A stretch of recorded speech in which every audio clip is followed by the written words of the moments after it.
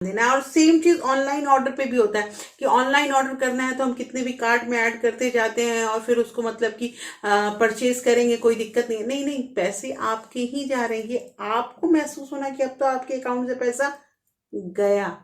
एक बार अगर पैसा गया तो आने की चेष्टा, पहली तारीख आते ही सैलरी आ जाती है और 10 तारीख होते होते ये सैलरी खत्म भी हो जाती है। लेकिन ऐसा क्या होता है कि जिनकी सैलरी ही 10 तारीख को आए वो अपना घर खर्चा कैसे चलाए? क्योंकि मोस्टली ऐसा होता है कि मिडिल क्लास फैमिली में 1 से 10 के बीच में ही सारे खर्चे करने होते हैं। क्रेडिट कार्ड का बिल भरना होता है, राशन लेना होता है, या फिर मतलब कि मकान मालिक को पैसा देना होता है, बच्चों की फीस देनी होती है।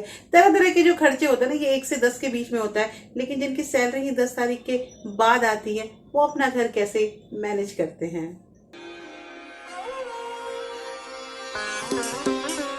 Hello everyone, welcome back to my channel real life with Tuku. कैसे हैं आप लोग? आई होप आप बहुत अच्छे होंगे, सेहतमंद होंगे और आप लगातार मेरी वीडियो के साथ भी बने हुए होंगे। दोस्तों, आखिर आज मैं ये 10 तारीख की बात क्यों कह रही हूँ? इसलिए कह रही हूँ क्योंकि मेरी सैलरी भी 10 के बाद ही आती है। बड़ा मुश्किल होता है सारा कुछ संभालना, लेकिन फिर भी धीरे धीरे करके मैनेज करते हैं। और हाँ, जो भी ट्रांजेक्शन मेरे मतलब कि बैंक अकाउंट से होते हैं वो मैं 10 के बाद का ही डेट रखती हूँ।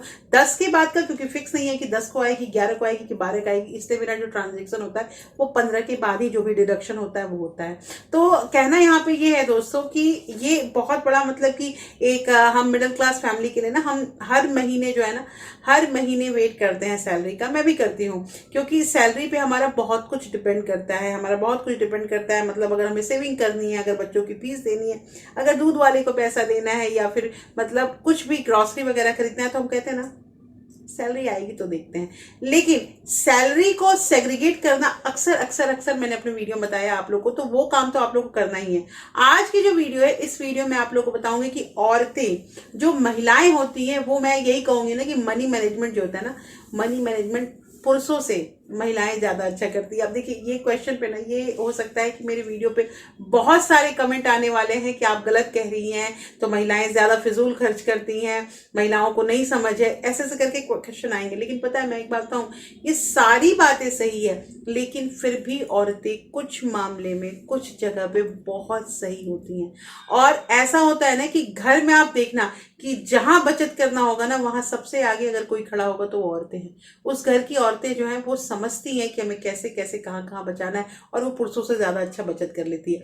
अब करना यहाँ पे ये है कि मैं 4 इस वीडियो में आप लोग को पॉइंट बताऊंगी, जो पॉइंट आप लोग को इम्प्लीमेंट करना है। और हाँ, जो मेरा लास्ट वीडियो था ना, वीडियो जिसमें मैंने आप लोग बताया था कि महिलाओं को 5 चीजों में पैसे खर्च नहीं करने चाहिए, वो वीडियो बम्पर बम्पर मतलब कि अच्छा जा रहा है, क्योंकि लोगों को बहुत पसंद आया है। दोस्तों, आज की जो वीडियो ये भी बहुत इंटरेस्टिंग होने वाली है और ढेर सारा प्यार दीजिए। देखिए, आजकल क्या है ना कि वीडियो मतलब मैं देख रही हूँ कि लोग कम व्यू कर रहे हैं। आखिर ऐसा क्यों है? जो मेरे मतलब कि रेगुलर हमारी सब्सक्राइबर है, जो ऑर्गेनिक मेरे लोग हैं, वो लोग भी अभी शायद हो सकता है कि कुछ मतलब कि त्योहार की वजह से या कुछ व्यस्तता की वजह से अगर वीडियो नहीं देख रहे हैं, तो मैं उन लोगों से नम्र निवेदन करूंगी कि प्लीज प्लीज प्लीज आप लोग फिर से अपना प्यार उसी तरह से देते रहिए, इस चैनल को देते रहिए अपने मतलब कि रियल लाइफ विद टुकू को, क्योंकि आप लोगों के प्यार के बिना ये चैनल आगे नहीं बढ़ सकता है।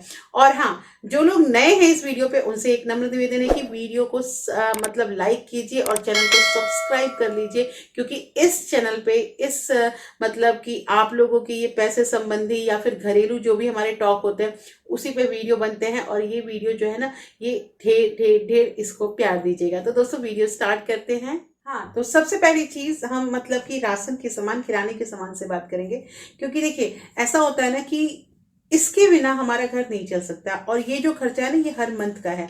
तो कहना यहाँ पे ये है दोस्तों कि अक्सर ऐसा होता है कि जब हम मतलब ग्रोसरी शॉपिंग करने जाते हैं, या फिर बहुत लोग ऐसे हैं जो मतलब ऑनलाइन भी मंगवाते हैं, तो ऑनलाइन मंगवाना भी गलत नहीं है और उसमें समय भी बचता है, और कभी कभी ऐसा होता है कि ऑनलाइन में भी अच्छे ऑफर आते हैं। ऐसे मैं अपनी ग्रोसरी जो है वो जाके ही लाती हूँ। तो ग्रोसरी शॉपिंग जब हम लोग करते हैं ना, तो अक्सर आप लोग देखिएगा, by one get one free वाला जो ऑफर है ना, ये बहुत चलता है। By one get one free का जो ये ऑफर होता है, ये कभी कभी सही भी हो जाता है, लेकिन मैं हमेशा एक चीज में आप लोगों को जोर मैंने दिया है कि आप अपनी लिस्ट जरूर बनाएं, क्योंकि लिस्ट बना लीजिएगा और अगर उस लिस्ट में आपका बाय वन गेट वन वाला फ्री वाला जो आइटम है वो आ रहा है तो आप बेशक लीजिए, लेकिन अगर नहीं आ रहा है तो आप लोग कृपया कर उस चीज को मत ऐड कीजिए अपने लिस्ट में। क्योंकि देखिए, जब हम लिस्ट बनाते हैं ना तो घर में बनाते हैं बिल्कुल काम, और मतलब कि अपना किचन वगैरह पेंट्री वगैरह चेक करने के बाद वो लिस्ट बनाते हैं। तो ऐसा होता है ना कि हम बहुत सारी चीजें जो है ना वो मतलब कि एड ऑन नहीं करते हैं, और जब हम वहां जाते हैं ना तो वहां पे हमें दिखता है कि ओ ये भी तो लेना था, ये भी तो लेना था, और कर करके उठाने लगते हैं। ये उठाते उठाते ना कब हमारा पैसा जो 5,000 का सामान था वो 5,000 से जाके 8,000 9,000 हो जाता है, पता नहीं चलता है, छोटी छोटी चीजों से ही। अच्छा, दूसरी चीज आपने देखी होगी कि जब बिलिंग काउंटर होता है तो वहां पे एक मतलब बास्केट में उन लोग ना कुछ एक्स्ट्रा एक्स्ट्रा चीजें रखते हैं। एक्स्ट्रा चीजें मतलब कि उसमें चॉकलेट्स होते हैं, क्लचर होते हैं, पिन्स होते हैं, कोई छोटे मोटे टॉयज होते हैं, कोई छोटा मोटा पर्स होता है, ये सब ना रख देते हैं। क्योंकि ऐसा होता है ना कि लोग जब जैसे बिलिंग कराने जाते हैं तो जहां मान लीजिए 8,000 रुपए किसी के लग रहे हैं, अगर और 44 रुपीज का या 100 रुपीज का कोई सामान आ जाएगा तो उसको ज्यादा नहीं लगेगा, ज्यादा नहीं लगेगा। उसका भी एक रीजन और बताऊंगी मैं आप लोगों को। लेकिन पता है ये फील कब होता है कि ज्यादा खर्च हो गया? जब हम अगले महीने जब हमारा बिल जनरेट होता है, हमें पैसे देना होता है। अच्छा, दूसरी चीज ये तो होता ही होता है, तो पहला चीज यहाँ पे हो गया कि हमें तो लिस्ट बनानी ही बनानी है, और उसके अलावा हमें by one get one free वाले झांसे में नहीं आना है। दूसरी चीज यहाँ पे ये आती है दोस्तों कि जब हम क्रेडिट कार्ड से पे करते हैं ना, क्रेडिट कार्ड प्लास्टिक मनी का यूज करते हैं, और मोस्टली मैंने हर कस्टमर को, इवन तो मैं हम लोग भी करते हैं, तो हर कस्टमर को मैंने देखा है कि वो क्रेडिट कार्ड का यूज करते हैं। क्रेडिट कार्ड से जब हमारा खर्च होता है ना तो 8,000 की जगह पे अगर 9,000 भी खर्च होगा ना, बिल्कुल बिल्कुल सिकन नहीं आता है चेहरे पे, फील ही नहीं होता है कि हमारा पैसा जा रहा है। और ये फीलिंग मैंने बोला ना, फीलिंग कब आएगी? जब हमें बिल पे करना है। तो कहना यहाँ पे ये है दोस्तों, मैं ये नहीं कह रही हूँ कि आप वहां पे आप कैश लेकर जाइए और कैश में खर्च कीजिए, ये सब नहीं कहूंगी। आप इस चीज को रियलाइज कीजिए, क्योंकि देखिए जिस तरह से जमाना बदल गया है ना, कैश जो है हम मतलब कि लिमिटेड ही अपने पास रखते हैं, और अब नहीं हो पाता है प्लास्टिक मनी के बिना जो है ना, मतलब कि घर नहीं चल पाता है। तो कहना यहाँ पे ये है, फिर भी आपका तय होना चाहिए कि आपको 4 से 5,000 में सामान लाना है, 5 से 6, अब जिसकी फैमिली जितनी बड़ी है उसके अकॉर्डिंग मैं बात कर रही हूँ। ये अगर आप तय करके जाएंगे ना, आपका 1 रुपया भी नहीं निकल पाएगा।